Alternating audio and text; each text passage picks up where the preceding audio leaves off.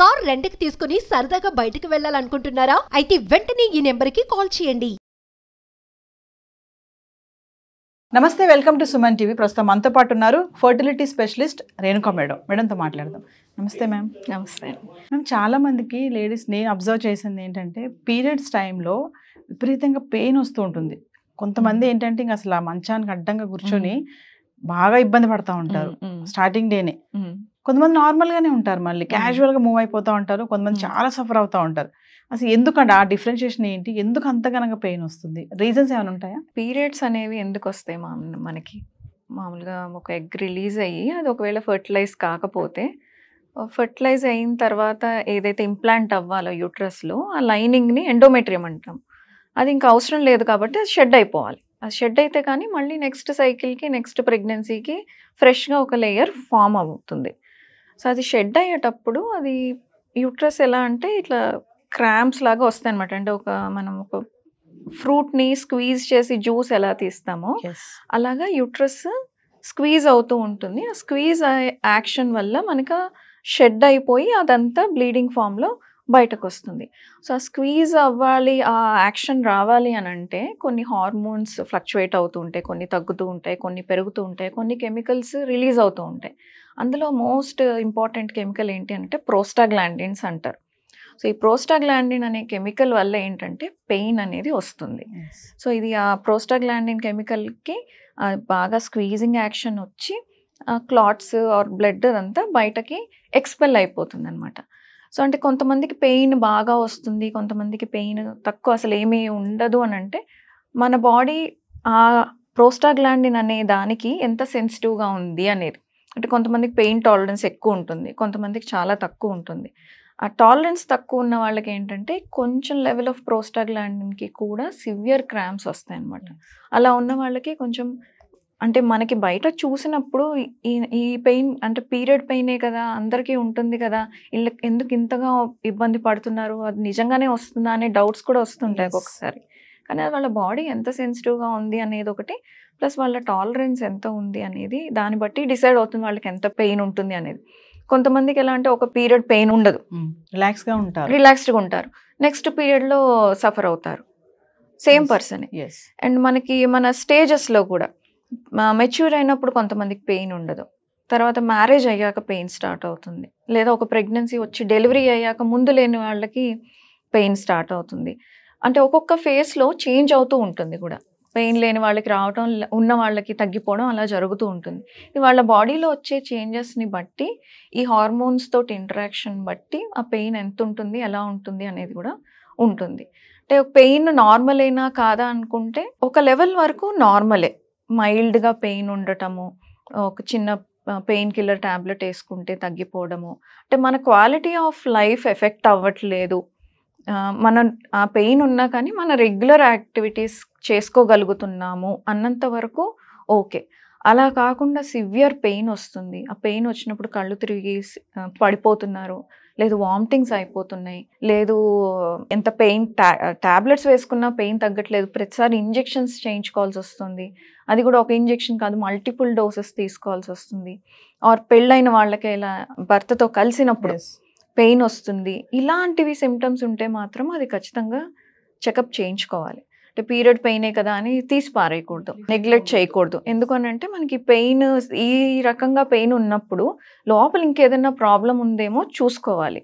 So common problem అంటే నార్మల్గా వచ్చే పెయిన్ కంటే ఎక్కువ వచ్చినప్పుడు కామన్గా వచ్చేది యూట్రస్లో ఏదైనా ఫైబ్రాయిడ్స్ ఉన్నా, లేకపోతే పాలిప్స్ అని కానీ, లేకపోతే కొంతమందికి ఎండోమెట్రియోసిస్ అని అంటాం, అంటే యూట్రస్ చుట్టూతా ఈ మెన్స్ట్రువల్ బ్లడ్ కలెక్ట్ అయిపోతూ ఉంటుంది అనమాట. సో ఇలాంటి ప్రాబ్లమ్స్ ఉన్న వాళ్ళకి పీరియడ్స్లో కొంచెం సివియర్ పెయిన్ ఉంటుంది. కొంచెం హార్మోనల్ ప్రాబ్లం ఉన్న వాళ్ళకి కూడా, వాళ్ళకి సైకిల్కి మధ్యలో బ్లీడ్ అవ్వటము, ఇలా ఉన్న వాళ్ళకి పీరియడ్ పెయిన్ ఎక్కువగా ఉంటుంది. సో ఇలాంటివి చిన్న చిన్న ట్రీట్మెంట్స్ తోటి సెట్ అయిపోతాయి. అలా కాకుండా కొంతమందికి సర్జరీస్ కూడా వెళ్ళాల్సి వస్తుంది. ఇట్లా ఎండోమెట్రియోసిస్లో పాలిప్ ఫైబ్రాయిడ్ ఉంటే ఆ సర్జరీ చేసిన తర్వాత రిలీఫ్ వస్తుంది. కొంతమందికి ఇట్లా హార్మోన్స్ వల్ల బాగా ఫ్లక్చుయేషన్స్ వచ్చి పెయిన్ వస్తుంది అంటే ఒక కోర్స్ ఇస్తాం, ఒక 3 months 4 months హార్మోన్స్ కోర్స్ ఇస్తే అవి సెట్ అయిపోతాయి. కానీ చాలా మటుకు 80% మటుకు మాత్రము చిన్న హాట్ బ్యాగ్స్ వాడటము, లేకపోతే కొద్దిగా వాకింగ్ చేయడమో లేకపోతే కాసేపు రెస్ట్ తీసుకోవడం వల్లనో లేకపోతే మైల్డ్ పెయిన్ కిల్లర్కో తగ్గిపోతాయి. సో అది ఐడెంటిఫై చేయడం ఇంపార్టెంట్. అది సీరియస్ పెయినా లేకపోతే కామన్ పెయిన్ అందరికీ వచ్చేలాంటిదా లేకపోతే ఏదైనా అండర్లయింగ్ ఏదైనా ప్రాబ్లం ఉందా ఐడెంటిఫై చేసుకుంటే అప్పుడు ఆ పర్టికులర్ అండర్లయింగ్ కాజ్ని కరెక్ట్ చేస్తే దీని నుంచి మనకి సొల్యూషన్ దొరుకుతుంది.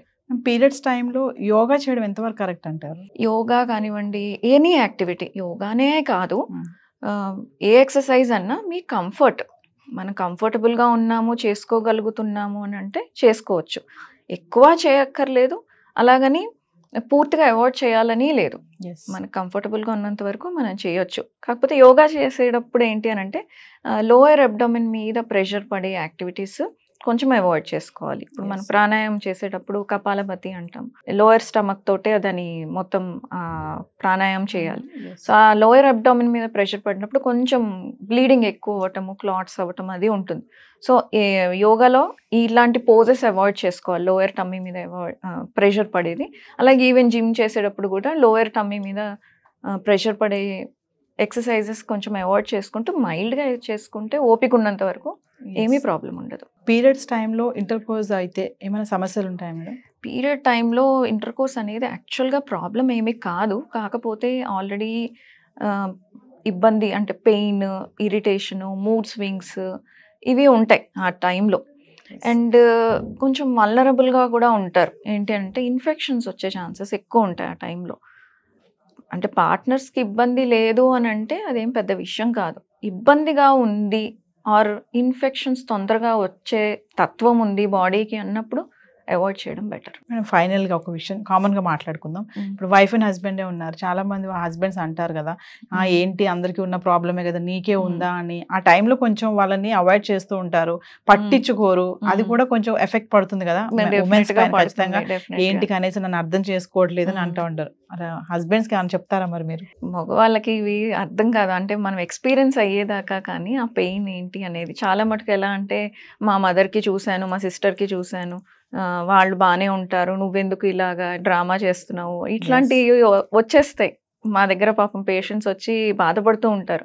కానీ అర్థం చేసుకోవాల్సింది ఏంటి అని అంటే హస్బెండ్స్ ఎవరి బాధ వాళ్ళదే, కంపేర్ చేయకూడదు. ఎవరు తట్టుకోగలిగిన శక్తి వాళ్ళకు ఉంటుంది, ఎవరు ఎంత పెయిన్ తీసుకోగలరో వాళ్ళకు ఒక లిమిట్ ఉంటుంది.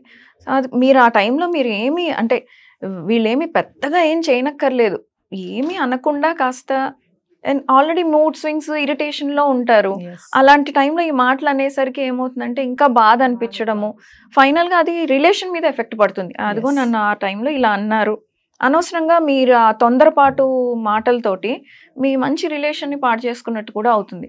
ఇవన్నీ చేసే బదులు కొంచెం కన్సర్న్ చూపిస్తే, వాళ్ళకి ఏం హెల్ప్ చేయకపోయినా కొంచెం ఒక హాట్ బ్యాగ్ తెచ్చివ్వటము, ఒక పెయిన్ కిల్లర్ కొనుక్కొని తీసుకురావడము, ఇవి చేస్తే వాళ్ళు కంఫర్టబుల్గా ఉంటారు, రిలేషన్ బాగుంటుంది, బాండింగ్ డెవలప్ అవుతుంది.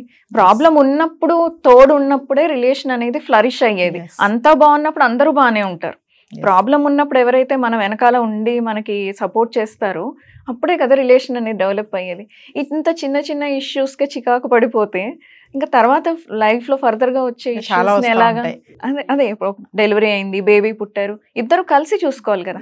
బేబీని పెంచడం అనేది ఓన్లీ మదర్ది కాదు, ఫాదర్ది రోల్ కూడా ఉండాలి. ఈ చిన్న చిన్న వాటికే ఒక సపోర్ట్ ఇవ్వకపోతే రేపటి రోజు హస్బెండ్స్ కూడా సిక్ అవ్వచ్చు, అప్పుడు వైఫ్ చేయదా? ఖచ్చితంగా. మరి వైఫ్ సిక్గా ఉన్నప్పుడు హస్బెండ్ చేయాలి, హస్బెండ్ సిక్గా ఉన్నప్పుడు వైఫ్ చేయాలి. ఇదేదో సాక్రిఫైస్ చేసేస్తున్నాను అలా అనుకుంటే మాత్రం అన్నెసరీగా రిలేషన్షిప్లో ఇష్యూస్ వస్తాయి. Thank you.